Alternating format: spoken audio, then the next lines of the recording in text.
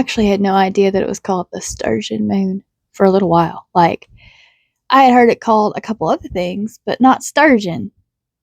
And that's probably because there are no Great Lakes in Appalachia. Hi, I am Mimi, the Feral Southern Housewife. Welcome to my channel, or welcome back to my channel for those who are just finding me. In this corner of the internet, we talk about whimsical and magical influences in your homeschool. So, if that's something you're interested in, come on, sit down, and we're going to talk about the August Sturgeon Full Moon in your homeschooling and home space.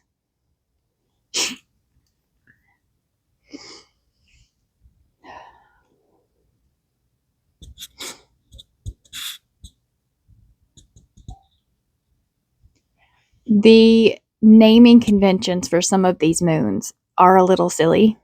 And honestly, I did not know what was going on when I read the almanac, and I was like, why is there a sturgeon moon?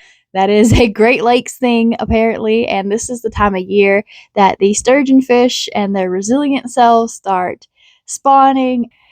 I have heard this moon get called green corn moon.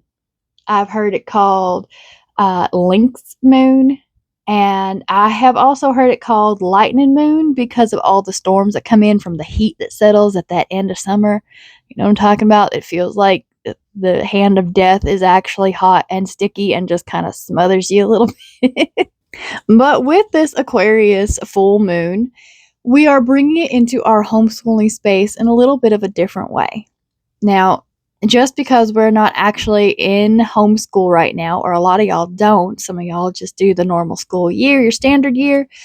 Some of you do year round, that's a little more intense, and some of y'all are just wherever the wind takes you. So if this is finding you on the Sturgeon Full Moon, and I'm really hoping it does because Mercury retrograde has really been messing with my technology, and I hope this gets uploaded in time, then I implore you and invite you to go along with what we've been doing, and hopefully it gives you some inspiration. Most of the time, people associate Aquarians with being weird. I have an Aquarian. My magpie is an Aquarius and very air ruled, and she very much will do whatever she's going to do. You're not going to tell her otherwise. And it's not a stubborn thing. It's very much a nothing else will make sense to her. It is literally her own way or no way, because no other way makes sense. And I'm like, yeah, I can dig it. Now, the first thing I would do is, even if you don't really celebrate it, take this time to discover something cool and new about your kiddo, right? One of the biggest things we can do with our kids, if we are not teaching them, is learn from them. One of the things that I learned is just letting them sit and tell me. Sometimes them sitting with me and talking to me is 15 minutes of nothing but Minecraft, and sometimes it is 15 minutes of nothing but the drama that happened on a TV show that I watched when I was a kid. Yeah, I got a preteen who's into Lizzie McGuire, which is hilarious, but I digress. And then I also have 15 minutes where sometimes it's just snuggles and babbling and stories that make no sense because she's 4 and all she wants to do is talk to mama. So something I like to do, it costs no money, the only thing it has is time, is to sit with my kiddos, set a timer, snuggle, whatever they want to do, and just tell me something you love. Tell me what your favorite thing is right now. Not only does that keep us connected, but it helps me to stay focused on them and learn and grow with them, you know? The other thing to remember is that right now the sun is in Leo. So with the sun in Leo and the moon in Aquarius, we have two versions of energy that desperately needs to express itself. It desperately needs to have that come out in some way, shape, or form. So whether you're going to have songs to make up, be silly, dance, go and be goofy, make up a funny like animal walk or something, help them learn that expressing themselves in their own way is healthy and good. I know a lot of the time especially with occupational therapy when I take my kiddos. We have more rigid setups for what's going on. We have use this sheet, XYZ, use this ABC. And sometimes self-expression doesn't follow a formula. You know what I mean? Like, it doesn't have to follow anything in particular. It can just be as free as they are.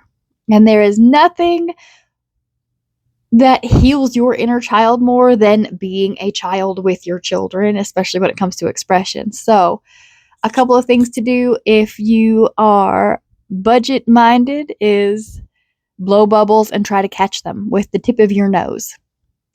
We also work on drawing with any kind of colored pencils or crayons that we have left. They're very broken. They're very loved. They get used a lot. I'm sure y'all's does too. I also like to draw pictures in like the dirt outside in the yard with them. We'll do that some too. I will make up stories for the flowers and things like that in our yard, or like the little bumblebees and dragonflies that come around. I do all that kind of thing. I help bring those stories to them and then listen to the stories that they want to make. And that is just as important.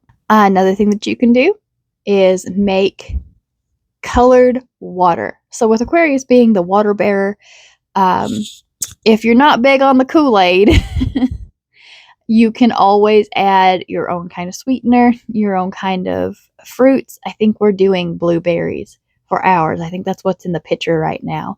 And a couple of drops, because I did add a couple drops of blue and then like 2 drops of green edible food coloring. So I added that so that we could have Aquarius water with our dinner tonight. And Aquarius is also about making sure that you expand your mind. It is an air sign after all. This full moon might be a good time to start a mindfulness practice. And whether it's something that you personally need to do, or whether it's something you need to do to help mirror for your kids or have them start doing it with you, this can be a ritual that you set up and work with them. Consistency is important. Showing up for this mindfulness is important. And I know it's hard to think of mindfulness without thinking of like journaling and candles and like meditation. You don't have to do that. The specific decisions that you are making to sit and experience. Remember, I was telling you, I sit with them, I make a timer so that they know I'm with them and they know that they are with me and I can focus on them. So, one thing that I like to do is to make sure that I have a community-minded, a understanding, loving perspective of others in the community. Right now, my preteen is working on braiding sweetgrass for young adults, and I had her sit with that feeling, the understanding that she got from the pages. And then I'll go and I'll read something from my book as well, and we'll sit and talk about it. As well as the book, Just Ask, Be Different, Be Brave, Be You, by Sonia Sotomayor. That is on our list of things to read for the little ones before bed. Your local library is going to be really helpful. I hope that you have books or access to books to read with your kiddos to expose them to more of these things, because community is not just an echo chamber, even for kids. You've got a lot of kids who watch the same things, do the same things, wear the same things, whether it's at co-op or at public school or things like that. To be able to expand your horizons, especially if you are in a smaller town, is going to be paramount for spiritually and mentally, emotionally healthy kiddos.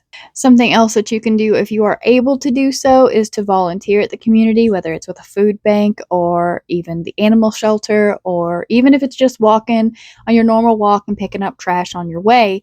Being able to give back in that way is going to be super helpful in connecting to the energy that is in the Aquarius full moon. All right, I know this one was a short one, but like I said with the last one, our summer moons are a little bit different. We don't do too much with them. I don't add them to the curriculum because this is the time when we are resting our bodies and minds and enjoying the present moment. This is the time that we sit in this space and really soak up what little bit of sun we have, because we live in Wisconsin and that is not a lot of sun to enjoy for very long. So go be blessed and let me know what else you would like to do with the next full moon that's coming up? What is something that you like or would like to see added with the next full moon in our homeschooling cycle?